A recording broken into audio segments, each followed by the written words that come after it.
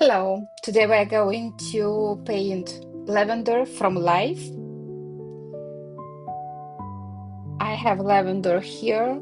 Actually, if you can take fresh flowers, it will be amazing because you see much more, much focused, and yeah, really it gives much more this painting feeling.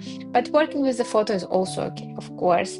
But now it's almost the end of the season of lavender, and they found this like the last lavender in my garden, and yes, it's amazing to paint life. What's important that we place it in a nice composition so that they are not placed like this or like this. We follow some kind of a triangle. You can see it on my sketches.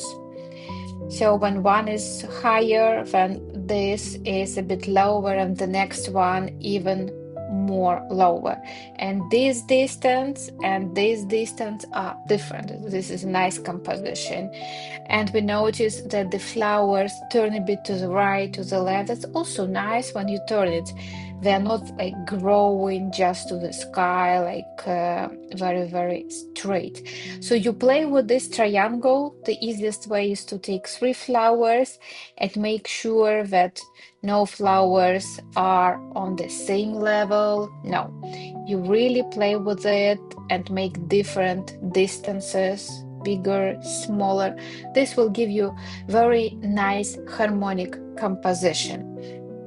And of course, we are ignoring all the seeds, all the small flowers. Some flowers you leave, but some you just ignore because it will give you more loose effect and more watercolorish effect, not photo effect.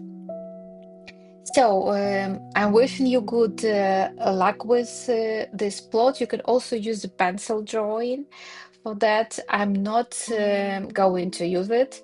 As I love this spontaneous effect, but of course you can do your own way.